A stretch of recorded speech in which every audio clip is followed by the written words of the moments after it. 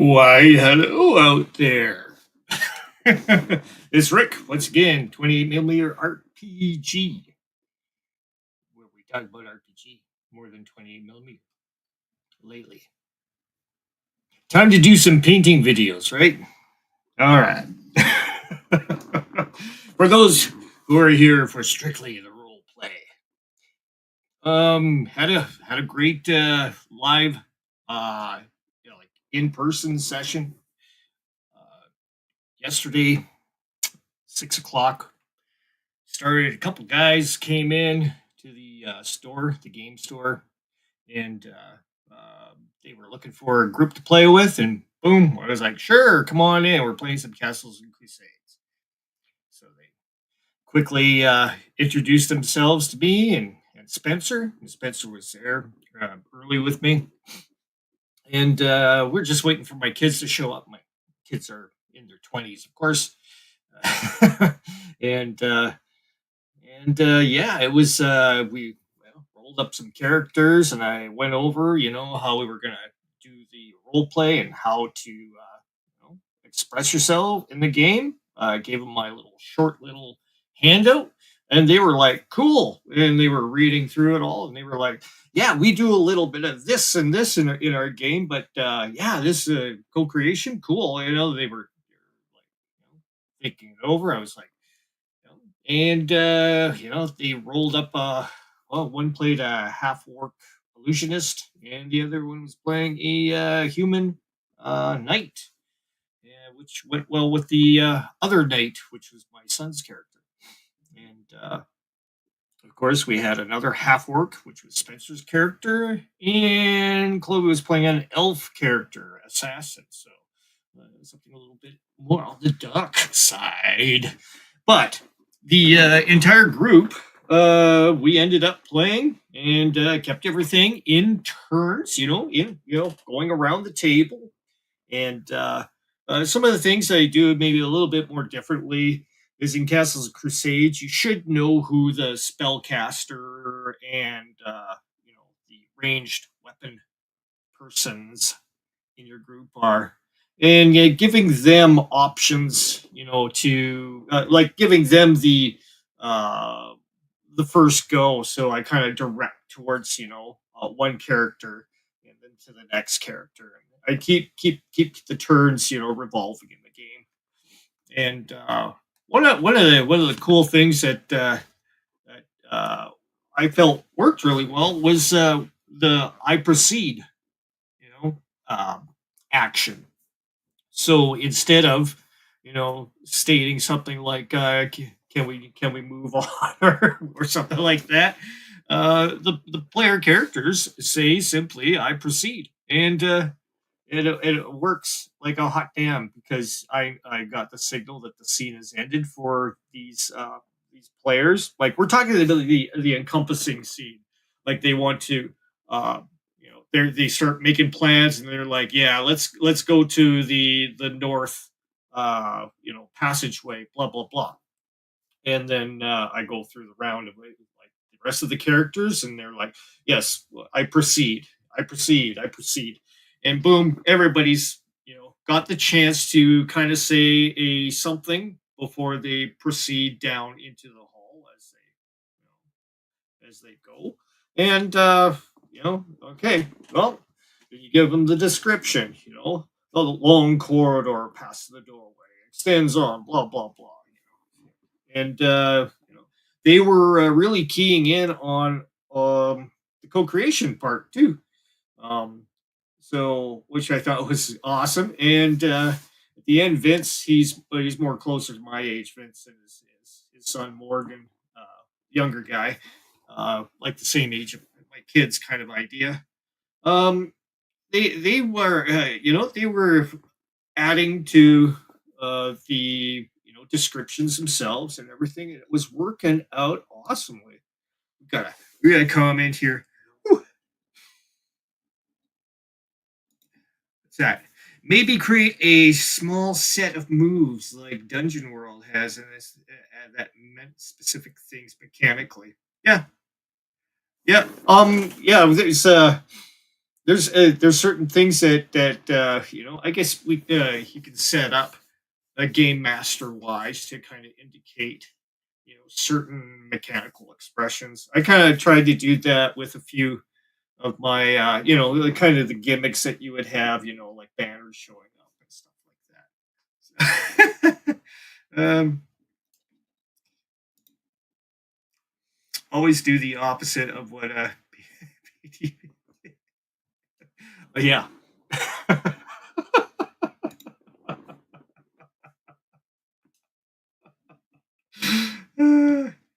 Okay. We have the comedians with me today. um yeah. Speaking of something that kind of lingers into that kind of category, I'm gonna show a video or maybe two. I don't know. I might be going a little crispy today, if you know what I mean. Since he's been the one who's been analyzing other people's play live plays and stuff like that. Excuse me as I crack open a beer, an A&W root beer, of course. Um, but all in all, the session, the live session was freaking awesome. Yeah, some unsolicited advice, maybe. Um, yeah, catch you later, Dice Tales. He's got to go for lunch. Tune in. There might be some interesting little tidbits that you might want to key in on this little entertaining segment that I have coming up.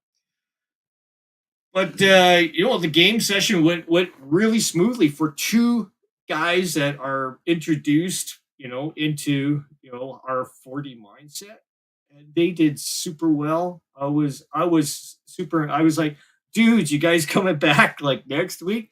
And unfortunately, they're from out of town, so they can only show up once in a while. But I'm like, dudes, you're more than welcome to pop on my table anytime. So they were asking me about online sessions. I'm like, oh yeah, we do some stuff on Mondays if you join up with our RPG Crusade Discord, and you'll see all our games posted there.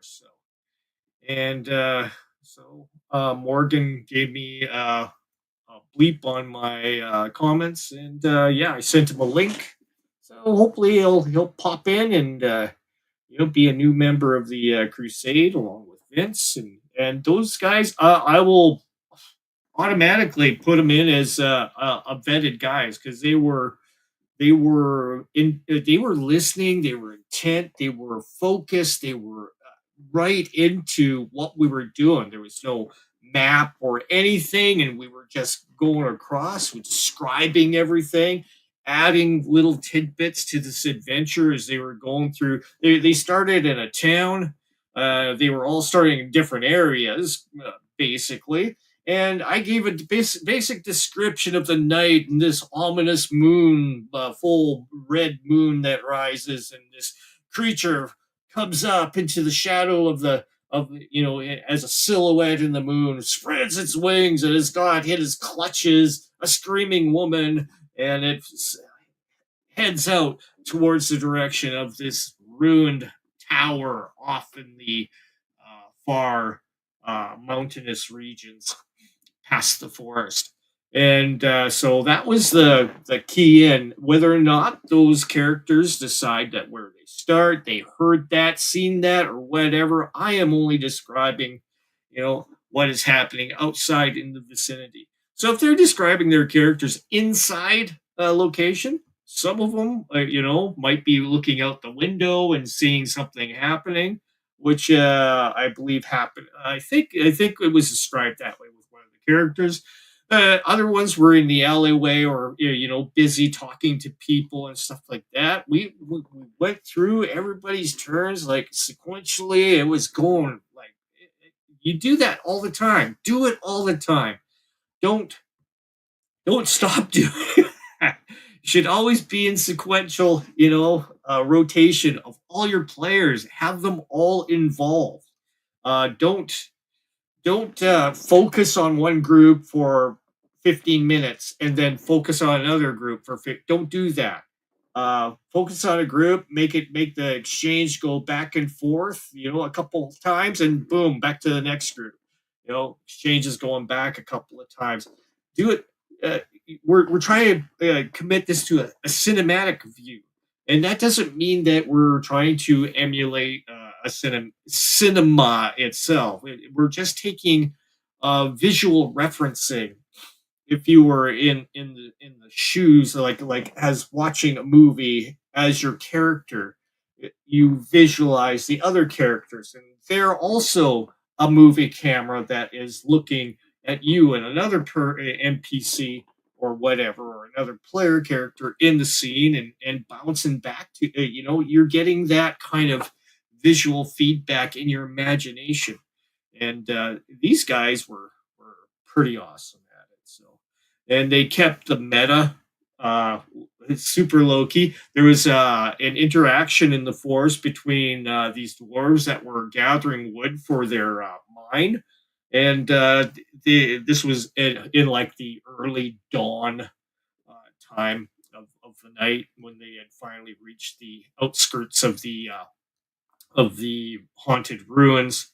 They talked with the dwarves. Dwarves spoke to the characters in dwarvish. So the two human characters, on one of them, which was Vince, totally went through the whole thing as if they didn't know what was being said, and avoiding the meta gaming and everything. That is awesome. Guys, there's nothing more adult than keeping metagaming out of your game.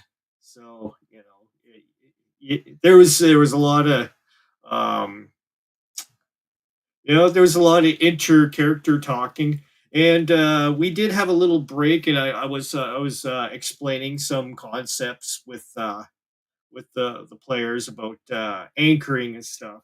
So I was like telling them that when they start getting into it, they can bring things out from their character, as anchoring, and talk. They can display maybe some of their past and just some of the visuals they can bring. And I gave some examples, and I advised them to check out Crispy's videos on anchoring, because he's our anchor specialist. So, um, and then they realize, oh, you have a YouTube channel, and he's like, I think Morgan was like, I might have watched you or something.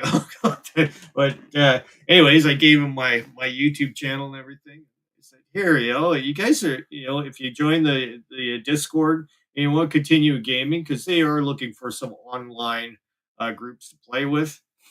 I said, dudes, they're playing all kinds of games on our server, and it's just not me, not just me. It's everybody on there is doing such a great job. Elf Hunter, all them guys, Uriah, Edwards. All those guys are committed to bringing out 4D content. And if Shauner was alive today, he would be just amazed, enthralled, and he has his entertainment. He can listen to these without cringing, and that why not listen to something that sounds like a radio show, in your spare time, to gather some good insight on role playing, right? Take heed of what's going on, and understand it, and then figure out ways that you yourself, being exposed to this new thing of 4D, thinking of ways that you could use this, and maybe ways that you can modify it to your group, in certain ways. Not once again, all of us that are doing the 4D game mastering here are all doing it with our own kind of take on the thing. So some game masters may not have a lot of co-creation. It's usually you set those kind of boundary limits in your session zero, information can be done. And I can understand when you want to kind of, take care of the all the descriptions and everything yourselves. Hey, Hunger, we have Hunger showing up here. Hey, good to see you, man. Um, and yeah, uh, you can join any game that you want. Just go in. Just make sure that you are vetted when you're part of our Discord. You'll have to go through one of us for a bit of a training session. So, is there anybody that wants to do some training? I can go ahead and open it up to the Discord and run somebody through an example scenario. Maybe make up something with my brain waves and something will happen. But there's a lot of advice going on the internet, and there's a lot of these big channels that have all the the people, underneath them. Not like my channel, I'm here, maybe what 500 and some. We're getting up to the 600 mark, I guess, slowly. But my philosophy on YouTube is I'm here to be the information that some people may need when they've gone to all these big head guys like Colville, and DM's Lair. Hey, give DM's Lair some credit. I know the guy can roleplay, but he doesn't enforce it on his players. So his players tend to be kind of all over the place when it comes to the playing the game. But people like Dungeon Dudes, who here knows Dungeon Dudes, right? Don't be scared. Speak up in the comments, if you want. But Dungeon Dudes put out a video, and I think it was a couple of weeks ago, and I managed to find it through recommendation, I guess. Not through personal recommendation, but YouTube recommendation. And I was intrigued. What are these guys going to tell me here about finding the fun in between turns in TTRPGs? Was like, okay. Hey, Elf Hunter, good to see you. We got Elf Hunter in the chat as well. Appreciate you popping on in. I like Elf Hunter. I like the inter talk that you had just recently. That was really good. One of our newer members ended up joining the Discord and engaging with a yak with Elf Hunters. So that was cool. And yeah, Spencer, for when you think about that and this is the Spencer that plays with me in person as well here. The interesting about that is, we started. What was it? I got there at 5:30. We met these guys at maybe 5:45, and 6:00 was when we were going to start. So they started rolling up some characters and getting everything done. By the time my kids got in there, because they were looking for a parking space outside, it was crazy, and by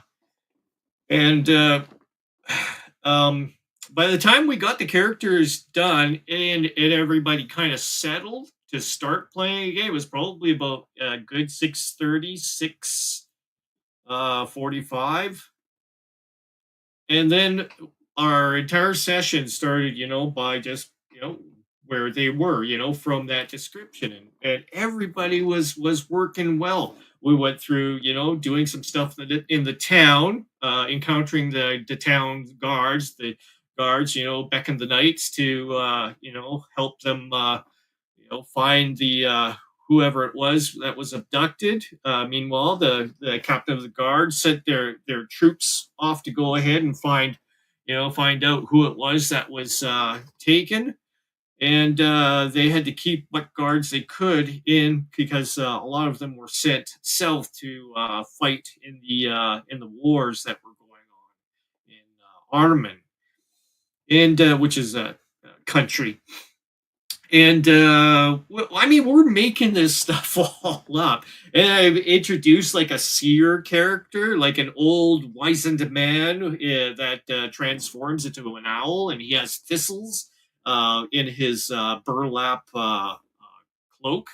Like this guy looks disheveled, a true kind of hermit in the sense. Of course, we're in like a 700 AD Dark Ages, world between the Caspian Sea and the Black Sea region of the world in a mythical Earth kind of thing,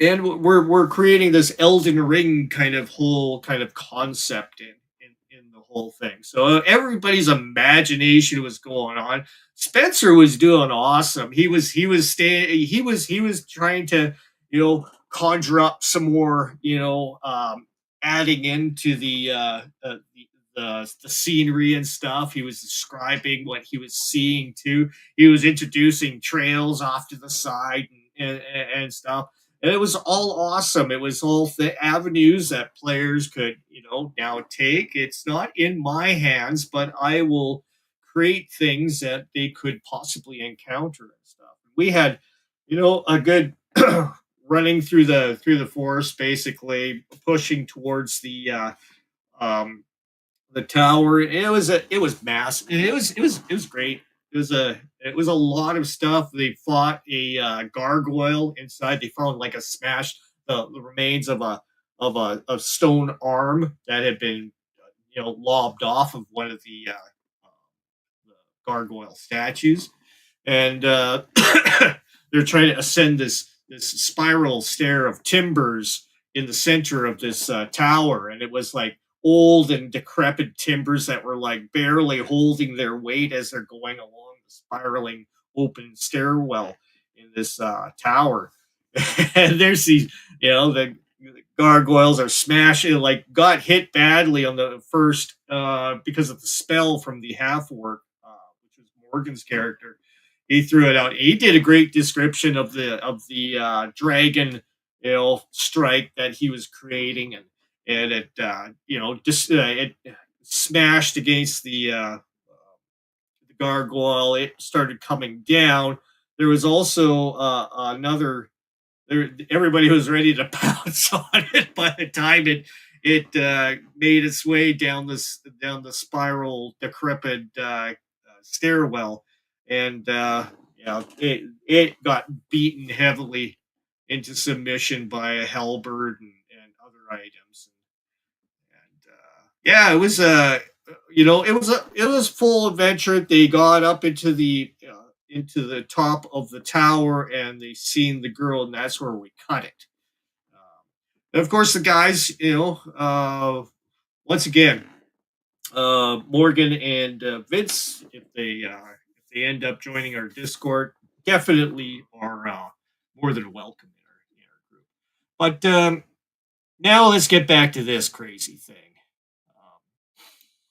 And yeah, you guys were doing a great talk there. I can't wait to hopefully we can get people in for some training and stuff, and get them going. Hey Max, Max, you got to find some friends out in your secluded region of the woods. Hey, it's not so bad. You can get some good role players out there.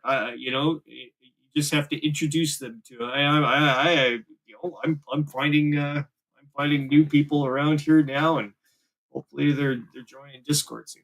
Okay, let's go with this dungeon dudes thing here. This is about finding fun between the turns in TTRPGs.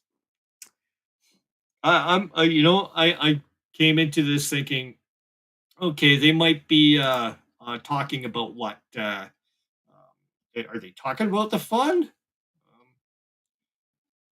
People, oh, come come on. There's gonna be somebody that knows at least grade school, spelling or something.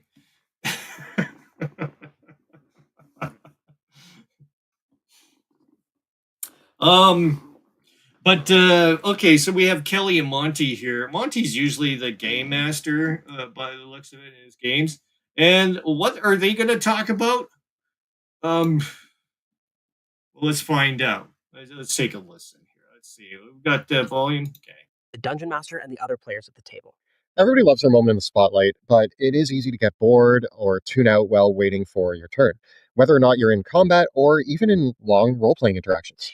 And this can happen whether your group is a big group or a small group. Other players' turns can just take a while, especially in combat and especially at high levels. But before you decide to pull out your phone or start stacking dice and making as high of a tower as you can, we're going to share tips for how to contribute, stay present, and have fun when it's not your turn. There's a lot to discuss today, so let's get rolling.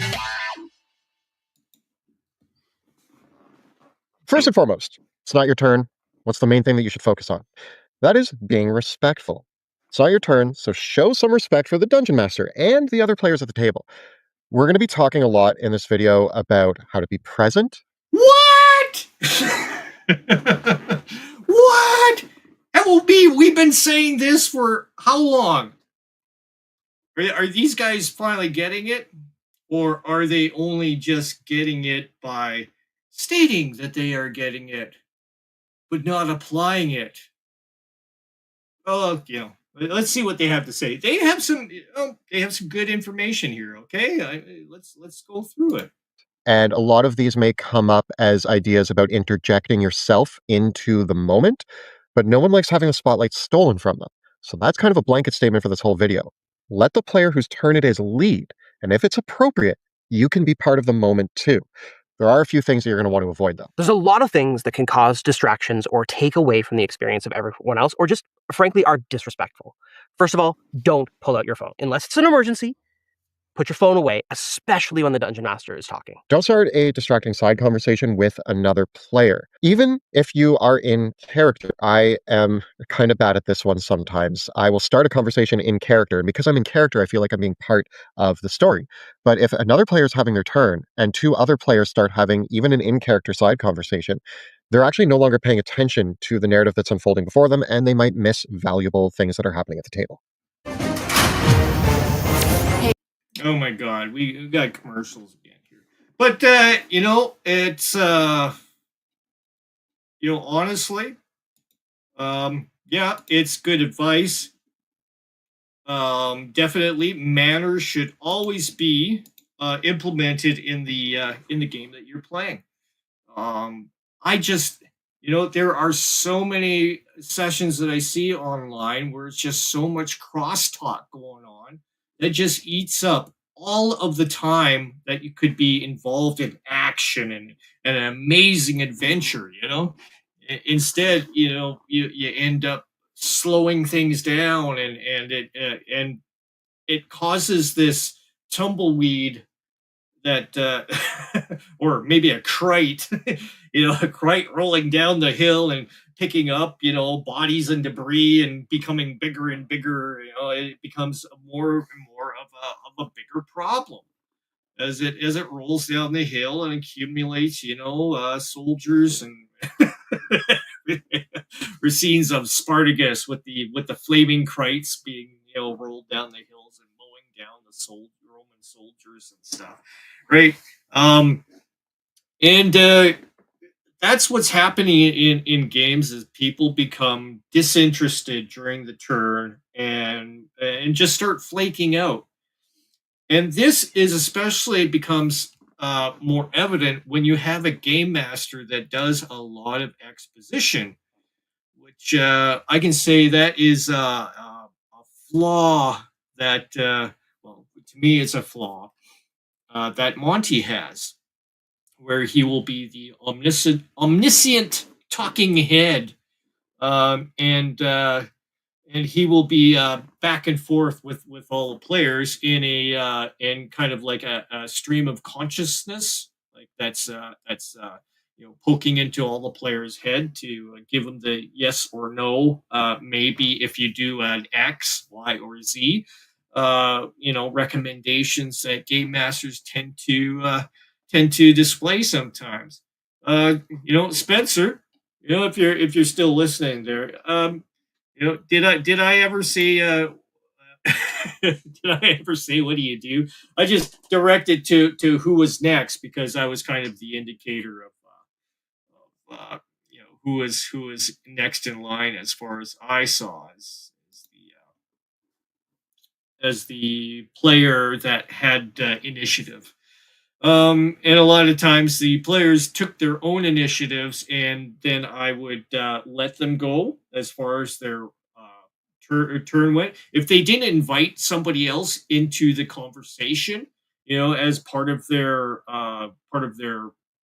action, that's the only way that I would, indicate a good a form of inviting another character into the conversation when it's your turn, not having a character interject himself at kind of wait until the player is done his turn or has allowed by asking maybe a question of a fellow player and he wants a reply. you know what do you think? You think going down the hallway would be the wise idea, or maybe we should ponder in this room and search all the corners first? These are this is how you would say these things. And a lot of game masters that try to give you answers to all these questions, all this kind of stuff, they have to display it for people, for people to learn. Sure, it's a novel idea if you're telling them, oh, be respectful, oh, be this, don't have your phones and everything, in front of you, and don't try to flake off, don't try to interject. They don't they don't give actual credible examples of how this happens. That's with all of these game masters that are espousing all this information to us. Yeah, yeah, exactly. What does that look like? And that's what we're trying to do with what we're doing in 4D. We go through all of these things. And yeah, it was you guys that I just gave you some. Okay, so just for in case you just popped in, we had the game session with Spencer last night in real life, with a bunch of new people.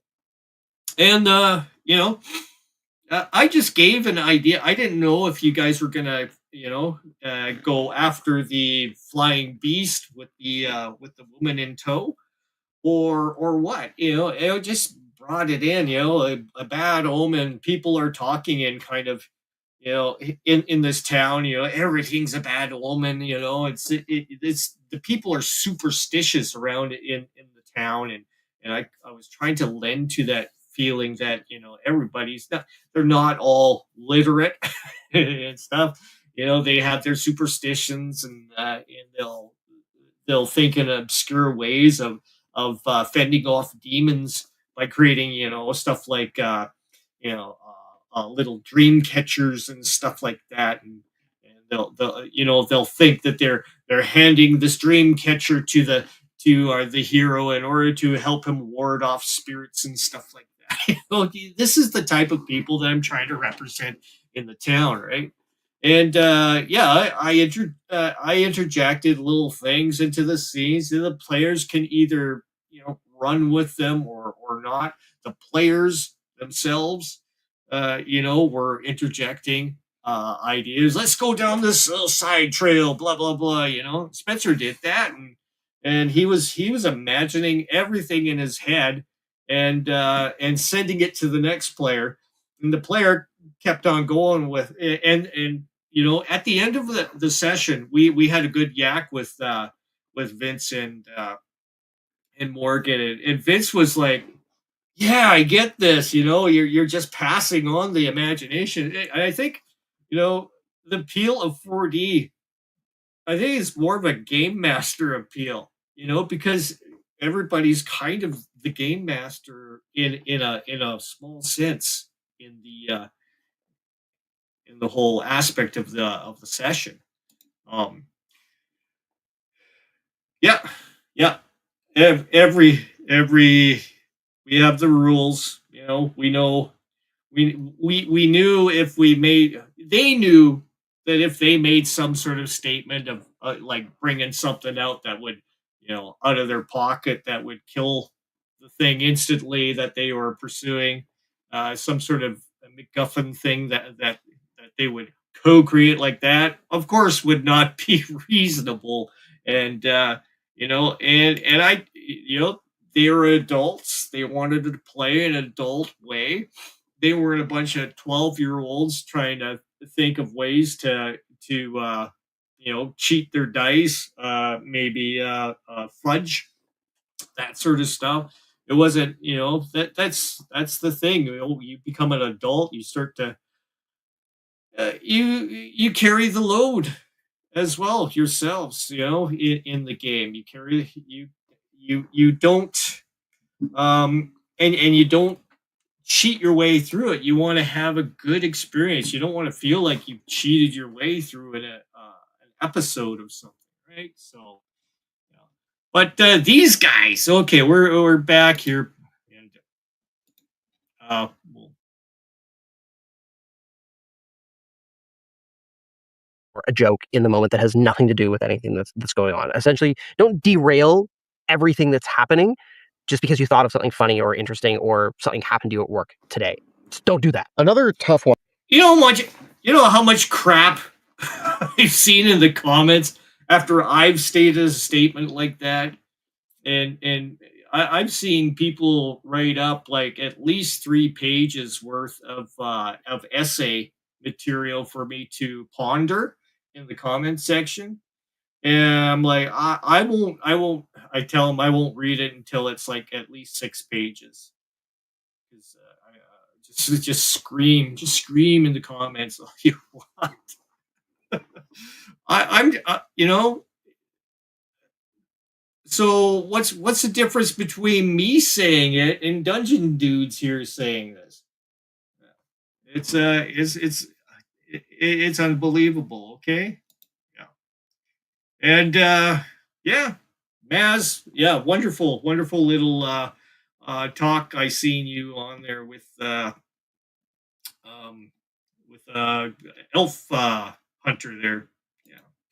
Yeah, yeah. I can't win. I can't win for losing here.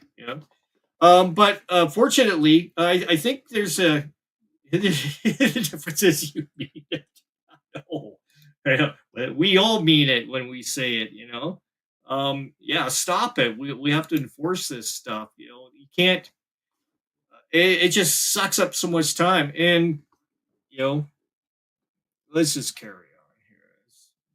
One that we all should be aware of is unwanted coaching, trying to control someone else's turn. You might not even be meaning to do this. You might just be excited and you know a lot about D&D and your player's taking a while to take their turn. And so you start saying, oh, hey, what if you use this spell on these enemies? Then that could set this up. But it's not your turn and it's not your player character. You shouldn't be the one making choices for other characters. Right? You should be making player character choices from your player character, trying to, you know, kind of mind talk with the other character. This plan, you're not actually vocalizing it to each other in character to character fashion in character. You're not conveying this information this way. It's becoming an abstract of the mind, an abstract of the consciousness between the two characters. Uh, Game masters are guilty of the same thing as well. So, um, yeah, I mean, they do the same thing. They'll take over characters. They'll make them do the things that they. Sometimes they'll make the character sound amazing. Sometimes they'll make the character do the things that the character's suddenly confused about because they're like, I didn't see it as happening that way, right? But hey, just go along with whatever the game master says, right? Oh, how often did Crispy say it's not your turn? So, yeah, I know. It's but the idea of keeping everything in rounds, and keeping everybody having a turn, um, yeah. Oh yeah. Yeah, I mean, I see you have a guitar in the background on your your videos. So yeah, music, eh? It's yeah, we won't go there, but it'd be definitely a good talk, maybe kind of like a little side talk about music and stuff like that. I yeah, yeah. I mean, I guess maybe there actually some people are realizing that maybe we're not as crazy as some people on Reddit say we are, right? Maybe we're not that crazy. Maybe we are onto something here, and people are starting to figure it out. I'm starting to see it in GM's lair as well, too. Yeah, I know. It's just something that you bring up in the internet, and somebody has like, what are these guys talking about? Blah, blah, blah," and you hear the nattering going on the Reddit, right? Of course, I don't attend Reddit, but I know some of our esteemed members of the Discord and RPG Crusade. They do go to the Reddit and bring up a couple of little tidbits from the internet for us to just shake our heads to, right? Um, doing stuff like that, wouldn't that be defined as micromanaging? Well, it's a metagaming that's created where okay, so all of a sudden the scene stops and we are in this kind of a fog, okay, where it's not described where the characters are standing anymore or anything. They're just going back and forth about this battle plan contingency, and and then they'll rebound these ideas off of the game master as if the game master was like an actual person in this obscure cloud of concept scenario that they're going through, and they're going back and forth and back and forth, and getting the answers to all the questions that they would have garnished if they would have just stepped maybe 10 feet ahead to explore, instead of doing the actual action of stepping 10 feet. They're going through, oh well, if we do this, this might happen, but if we do this, that might happen. So what they're trying to figure out all of the yeses to all the questions, okay, that will make them succeed in order for all their characters not to die in some sort of precarious situation that they have not foreseen. so, so this is metagaming. That's what it is, plain and simple. I say don't metagame on my games. It's not cool, man. I mean, even you might see a little bit of metagaming that might happen in cinema in the cinema, especially watching Fallout, the new Fallout series. You watch that, you'll see scenes of happenstance. It just happens that they meet up, in a particular junction. It's just happenstance that these two random characters all of a sudden converge together, in order to create an arc completion or something like that. It's all happenstance. You do see that in cinematics, but you're trying to minimize it as much as possible in order to make it not feel metagamey. Game masters in my philosophy of game mastering, all that I'm worried about in my prep is that I know what my NPCs are doing, what their plans are, what they're up to, what's their goal, and that's all I'm concerned. And treasure. Those are the two things that you have to do any prep on if you do prep. You know, make sure that you have suitable rewards for the players. At the end of the scenario, which we didn't quite get to in our live game. Our in person game last night. We didn't quite get to a stage where we could go ahead and complete the entire thing. But it would have been a thing that I had a list of little treasures and items, and I had what the reasons are for things being here. There's a few extra surprises in the scenario, so don't think that this is scenario is complete, Spencer, and maybe my kids that might be watching, or anybody that may participate in the future of my games in real life. Real life, there's always a twist in my games, so it's not always straightforward as you may think. And yeah, I have a good fun time having having players um help me build the whole you know the whole scene. So that's a cool thing, and seeing that happening, oh, it's awesome. What else do these guys have to say? Let's continue listening here. All right. Focus on you and what you are doing, and let the other players take their moments. In a similar token, and I see this way too often in convention play, and I used to experience it all the time in Adventures League, but getting bossy with other people, getting visibly impatient, or hurrying someone when it's their turn and you are just too impatient with them is not cool.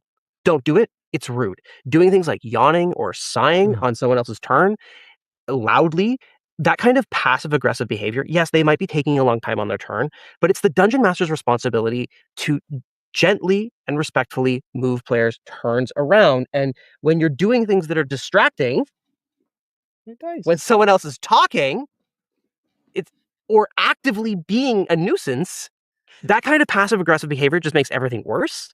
And it doesn't fix the problem of someone who takes a long time on their turn. So don't do it. We said this several times, but don't steal the spotlight from another player. Let them have their epic moments. Nothing that we say in this video should be I think as far as that, yeah, yeah, can't even yawn. No yawning. Yeah. No, it's it's doing it in a way that you're displaying that. Come on, let's kind of move this along. A yawn is kind of like maybe a polite way of saying, oh, let's move this along. Yeah. Um, but yeah, I don't think thinking of our session last night, there was maybe just one spot where somebody was kind of indecisive. Um, and all he did was take a look at his character sheet and realize, he was trying to figure out a different thing that maybe he could do other than a dragon strike. But he decided to invoke the skill of dragon strike again, and that was kind of the downfall of the creature that you guys are facing as well. But it wasn't a very long delay at all. It was simply I don't know what to do. He was just thinking, and he looked at his sheet. He's going, another dragon strike, and that's all the time it took. And then I said, go on. It's describe. Yeah, just don't be an ass. Don't be an ass on your turn. On not your turn. Don't be an ass and try to hurry people. But you got to be conscious about the things that you do. In the game, maybe to give signals or something. To the other players. Try to be nice. Try to be nice to everybody. Yeah, I mean, you're gonna have people that are gonna be yawning. If you're playing for 8 hours, yeah, people will be yawning after a while.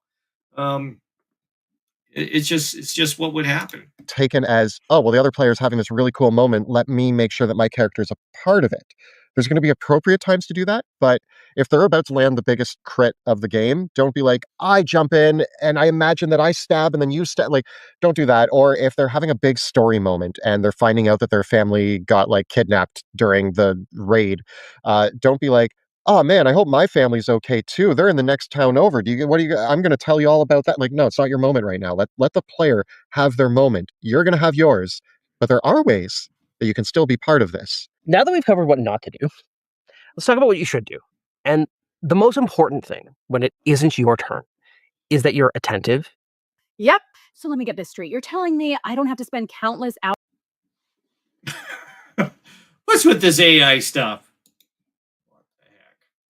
And listening to what's actually happening. And again, this goes double when it's the dungeon master that is narrating the scene or describing what the monsters or NPCs are doing. Because few things are more frustrating for everybody at the table when it comes around to your turn and all the events of the previous round have to be described to you again because you weren't paying attention. It slows everything down and it creates this vicious circle where people get more distracted and things have to be more explained and more explained and more explained. And when everyone is focused, especially when you allow that metagame kind of concept of the game master being this head, a floating head behind the players that is helping guide them through their mission. They're giving them all the advice, all the stream of consciousness from the all-knowing consciousness is driven into your head, telling you the if and but and ors of the potential things that you may be encountering. Monty Monty is super guilty of doing this. He's like one of the biggest expositionists you could ever encounter in a game. Except for maybe Eric Frankenhouse. He's one that does that too. But Eric isn't a big channel, and he's he doesn't care about what the players. It's his story. So a lot of these game masters are just interested in tossing their story around. People playing, yeah, are people playing absolute idiots? Yeah, it's out there. People that haven't been said, hey, you're being really loud, Why do you have to be so freaking loud, like screaming overtly, super quit, you hear that, and it's disturbing sometimes.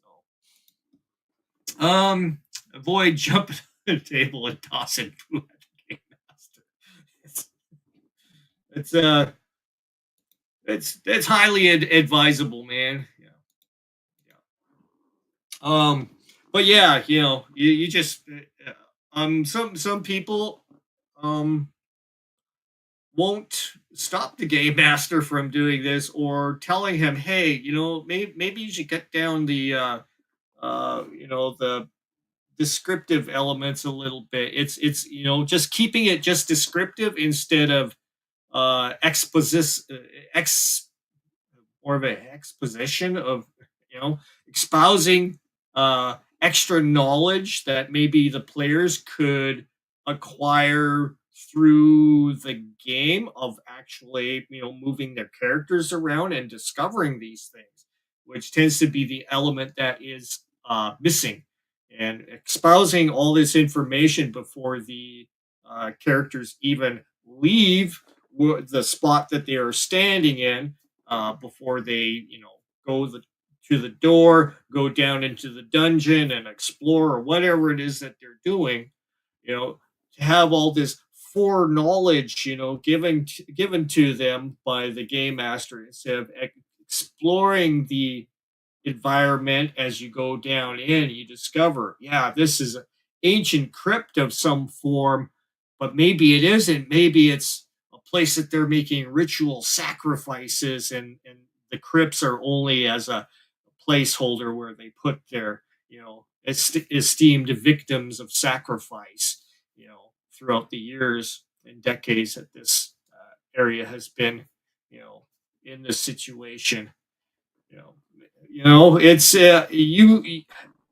this exploring and uncovering is what people are seeking, not the massive exposition of information to tell you all the ands, if, but, and ors of the current situation, who things you should look out, and maybe to give you some insight. Hey, you should maybe have maybe a 50-foot rope along with you and some spikes and blah blah blah.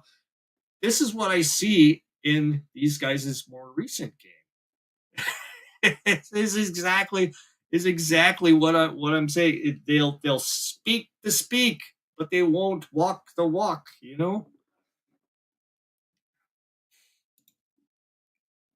It's a recent crypt.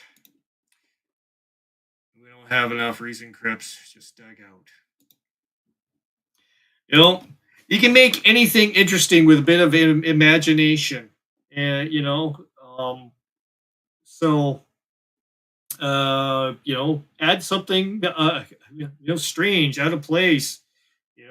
When Spencer and the group walked into the ruins, I described, there was an arm, a broken off arm of a statue laying on the ground, and they were like, oh, and there was remains of a suit of armor, some bones splayed out, a hand, bent awkwardly outwards in a shriveled and bone-like, the remains of an old, warrior that fell here. The one of the characters, I think it was Vince, that was describing that the floor looked like it had patterns in it, possibly, indicating a trap to befall them. I was like, I thought maybe I could, but this could have been the reason why this character had fallen already. So the trap had been triggered, and that's the kind of, you can decide as game master, is that true, or is maybe it's true with a twist, maybe it's not true, maybe it's maybe they're misconceiving what it is that's up here, and boom, you blindside them with something that, like, oh, I didn't see that, that sort of thing.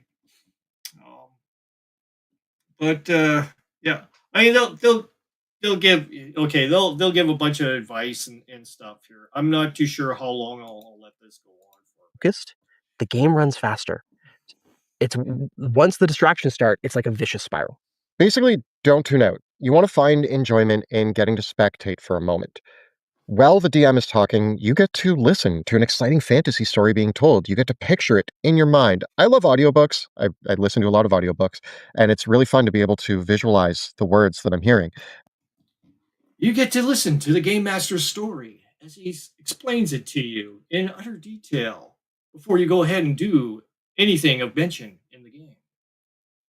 And then when you go down into this dungeon, as you are teleported down into the dungeon through the words of the Game Master will tell you all the wonderful things that you do all the time when you roll awesome dice.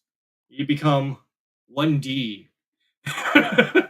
As I make you become one-dimensional, the ultimate die roller of silence. Maybe we'll give you a little bit of 2D. Maybe you'll be able to say something crazy that your character says, or maybe I don't know, what kind of leeway do game masters give their players nowadays?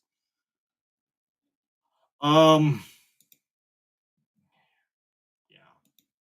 Let's go to part 2. Anybody got some cool stuff to say in the meantime? No? Yeah? No?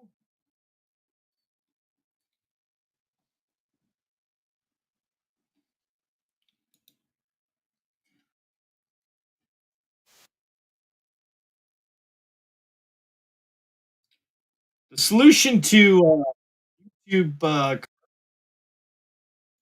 F5.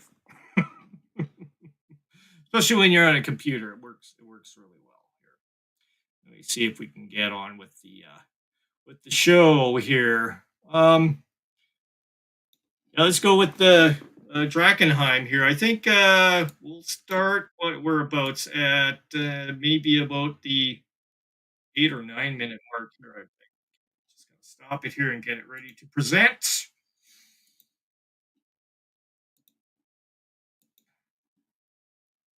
There we go. Here's one of the more recent videos. Okay.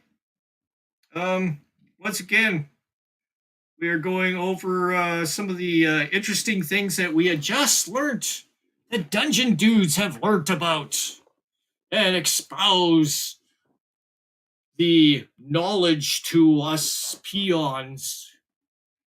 Let us see it in action. Yes, Yeah. as long as you're proficient, right? Well, so my understanding is the Haze Walker plate is custom fitted for each person.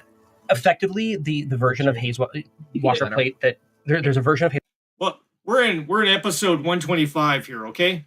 125. And if we're seeing that these episodes are like 2 hours each, and I'm going to say edited 2 hours each. So there has been obviously more going on here because there are edits in this entire thing. So they did cut out some interactions and stuff in here. So this is in the beginning of the session. This is at the 9-minute mark. I'm not sure. I think they did a little bit of an intro already with their characters. So I'm trying to get to a point where they start actually playing. And it's really hard to see where they start playing here because you're listening. Is this actually, characters talking to an NPC or what? Let's find out. Haze Walker plate that offers no AC bonus. That we're obviously now, not any a character that any isn't light armor. any NPC that's talking about AC bonuses and stuff like that. Obviously has some sort of out of world, ultra-dimensional knowledge that players would not have. Your player characters would have no idea what an AC is, or a damage die roll, stuff like, or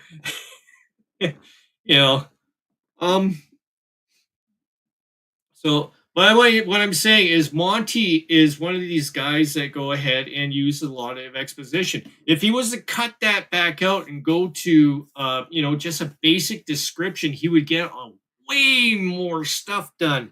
Because I believe this whole thing of talking to the game master in kind of a context where the game master is a floating head that you rebound questions off of continues on for some time with a little bit of interjection with the players. But let's go to here where we're actually seeing the players actually starting to do stuff. Now let's look at the players as this happens. Okay. Resistance and... But you got to choose the damage type now. I mean, necrotic sounds pretty safe. Yeah. Psychic is also probably fairly safe. Both good choices. This is all out of character talk. Now, your allies have several questions for you all as a group about what you would like everyone to do. Zonla the cat, Efrit the magnificent, and John the helmeted one.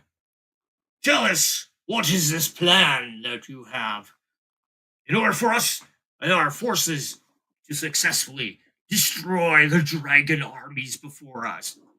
That's what I would do something like that. Maybe not as dramatic, or maybe I would do it that dramatic. There's nothing wrong to do a voice if you want to do a voice. Sure, I might sound silly, but the players are going to be getting an idea of what this character is about. This is a commanding character. Tell us, oh heroes, what is our battle plan? Smashes his fist down onto the map board on on the map that lays out before them on a marble slab. Still thinking sci-fi here for some reason. Adding concrete in there. Jeez. But yeah, I mean, do something like that. Make it as if you are a character in the game as a game master, and you want to get down to brass tacks here. What's the plan? Okay. First of all, Eldrick and River would like to know, is there anything else that you need advice on with regarding to what you might encounter in that crater, in terms of the magic you might be exposed to, or what you might need to expect to destroy this thing? Do you have any questions for us? Again, we don't know everything for sure, but now's your opportunity, because we won't even be able to talk with you telepathically. The haze will block that. We won't be able to watch you with scrying magic. We won't know what happens in there. And yeah, that's a much better way to put it to them. I see we have a winner here. I don't want to, sorry, I might sound condescending here, but didn't we just see a thing from like 3 weeks ago where we're trying to get, we're trying to get less of this, back and forth kind of Q&A kind of stuff. You role play it out, and it becomes way more interesting instead of being, well, John, Jim, and Joey approach you and say, well, is there anything that we can do to, is there any questions that you have? Maybe we can help you with, some of the lore of these creatures that you may find in these, in these situations. No, I mean, you could, let's use an example from maybe a movie like something like Perseus. So we have Athena come down in a lightning bolt into the middle of the concoction of players, and she says, "Dear heroes, I here therefore bestow upon you some interesting items of the gods in order for you to succeed on your quest." Players go ahead and banter back and forth to this entity, and then she can go ahead. You may find the most incredible creatures of the nation under the undergrounds of blah blah blah, and these creatures will have powers beyond your recognition to help you on your endeavors. I give you the great shield, Malomar. Malomar will protect you from the, dude, make it interesting or something. Not like Jim, Job, and John and Millie May approach you and say, "Can we go ahead and answer any questions that you may have, about the creatures that you might be encountering?" And then make it all out of character BS for the next while. So this is Drakenheim episode 125. But and the problem with the deep haze there is that it's even going to what you're finding here is, because this guy is talking so much, all his players here, let's go ahead, bing, over here, stop motion. Do they all look like they are totally engaged and everything? You're going to find, what's his name here, going left, right, and Kelly is going to be like, doing stuff. He'll be like poking around, playing with his dice, playing with his goggles all the time. Dude here, he's off in another world, probably watching the chat and stuff like that. I'm not sure. This idea of having these, character sheets, okay.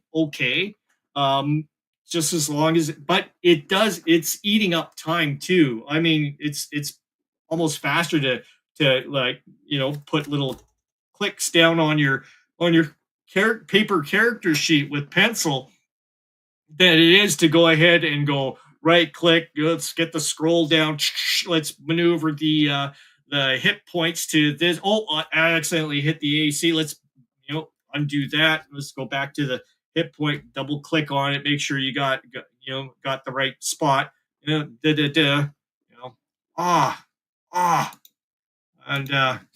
yeah. definitely sacrifice my my stream for pizza. That's a good choice. I concur.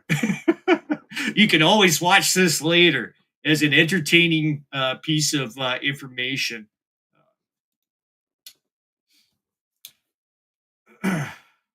I know exactly. You know, and he is more than happy to espouse the information that the players might want. And he gets into detail about how these players can go ahead and defeat these characters.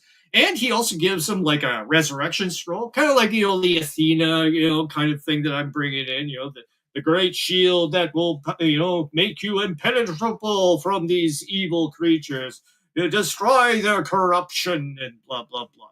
You know, these, you know, I would rather do that, you know, bring in the omniscient, you know, an actual being into the scene that will bestow these things upon him instead of, you know, doing these, you know, I don't know, obscure scenes of the imagination. Well, it's all in the imagination, but it's not actually happening. It's just being conveyed, you know, verbally to each other, and it's not in actual action. So it's just craziness. Yeah, AC is what makes my room cold. Exactly. And that was obviously about the remarks about players knowing, you know, the characters knowing anything about an AC, right? As far as armor class. Yeah, everybody is doing their own thing. I can, you know, kind of run through, you know, watch the actions of these players, you know, kind of doing their own thing, yawning. There's even yawning going on in here too as well. But I'm not gonna torture you guys through this whole. Why would I do that? I've already tortured myself watching this to kind of confer what I've been saying here. You have to show in your that you can apply these rules that you are doing in your game.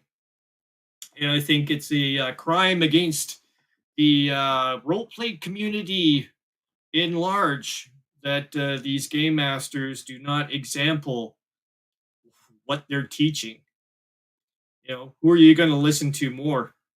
You know, somebody that examples exactly what it is, the methods that you need to master in order for you to have a immersive, creative experience with a game master that allows your player, your character, to play out.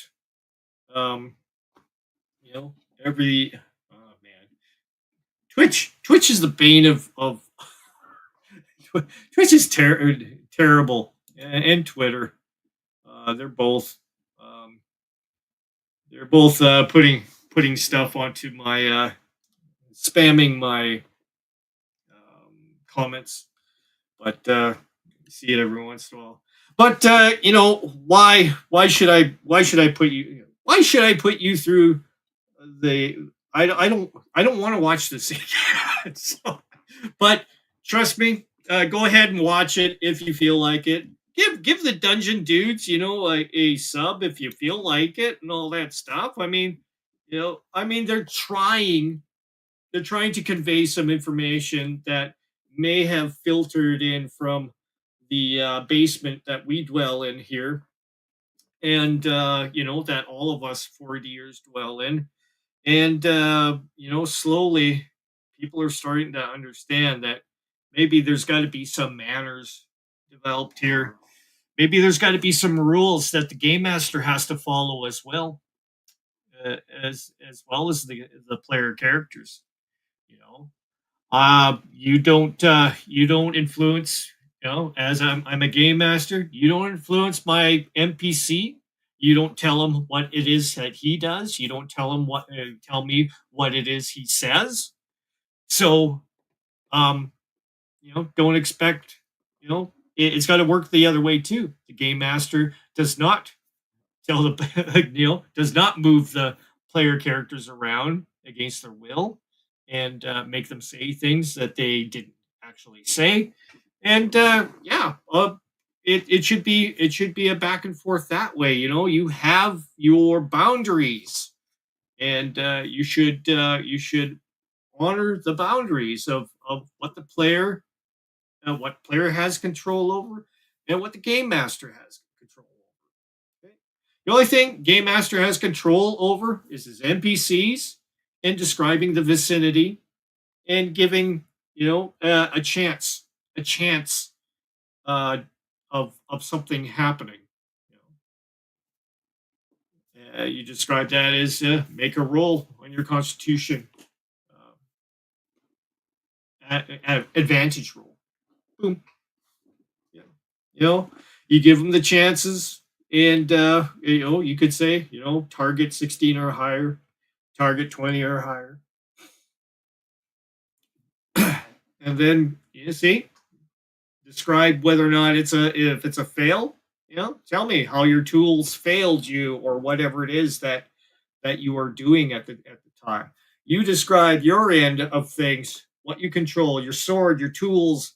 I broke my tool, or whatever. If you see the fail as being that bad, or click, I think I triggered the trap, and then the game master can go ahead and proceed, whether or not that was the case, or perhaps it was another trap that's been triggered besides the one that he's working on. Who knows? Only the game master brings in these things, from the improv of gaming. But it's always good to have, some form of prep.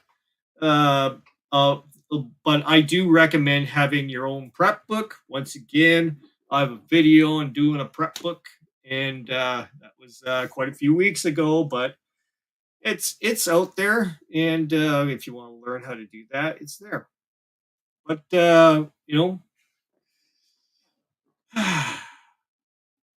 anything I can say about this is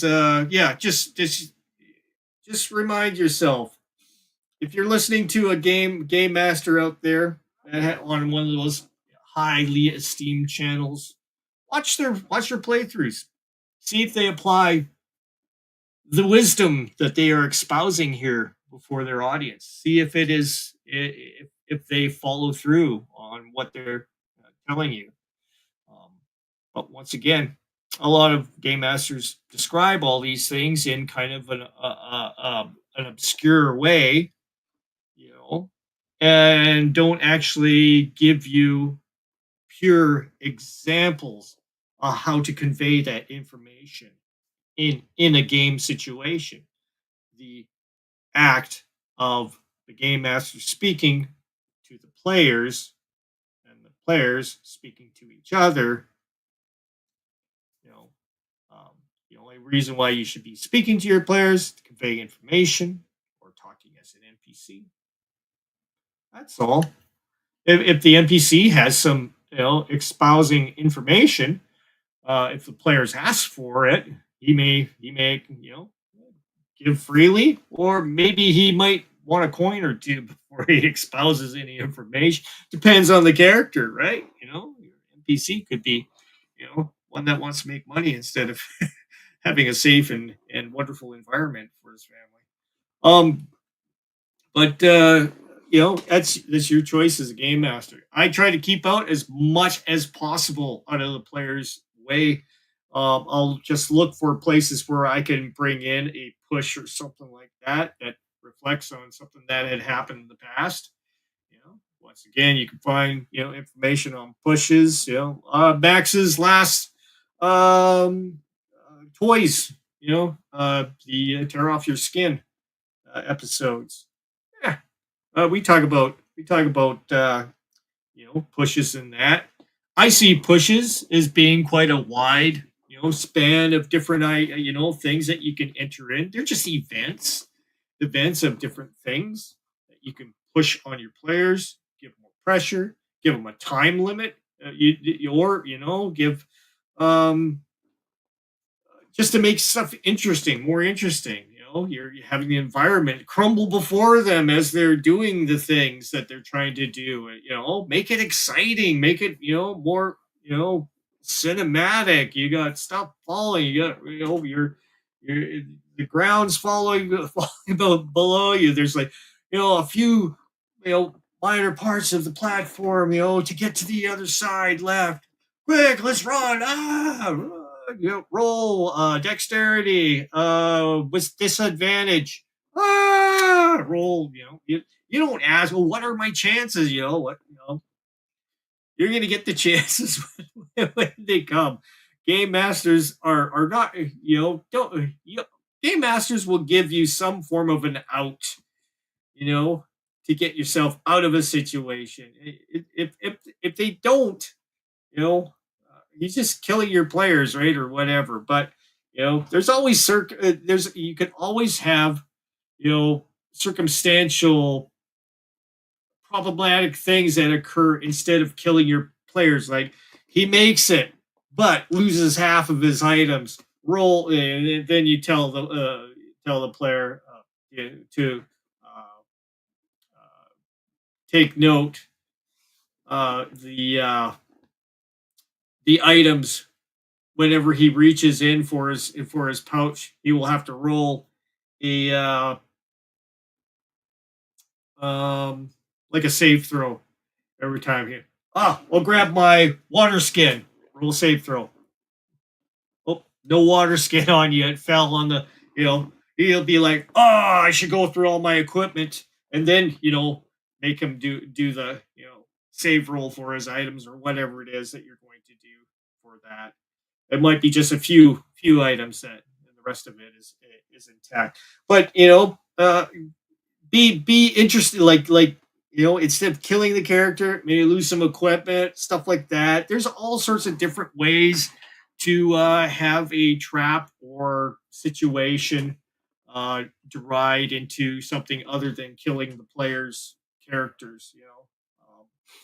You could have maybe a stone comes down on one of the platforms from up above and smashes on the gauntlet of the character on his offhand and crushes it. Now you have a situation where the character's going to need immediate medical treatment and lost the use of his arm, but at least he has a great story to tell. At the end, at the bar, to the bar wench on how he lost his arm as he props up his prosthetic, thing, and he pulls his trigger, going, pretty cool, eh? You should see it in action, lady.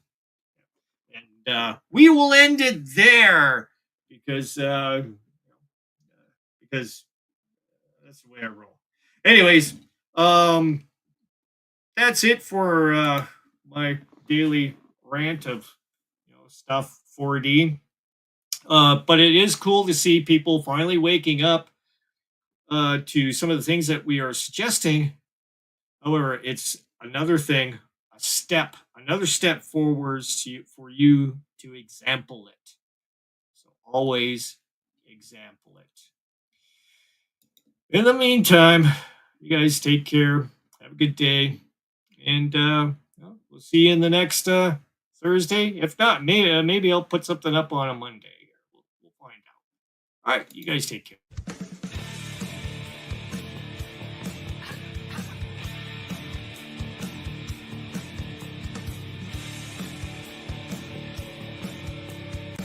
All right, if you've made it this far in the video and you feel like you want to go ahead and punch that subscribe button, we're learning stuff, I'm learning stuff, let's all learn together. Subscribe now. Subscribe to 28mm RPG, subscribe to Big Bad RPG, and subscribe to Table Runner 3. Thanks for joining us. Keep an eye out for our next upload. We'll look forward to having you on the next one. Bye.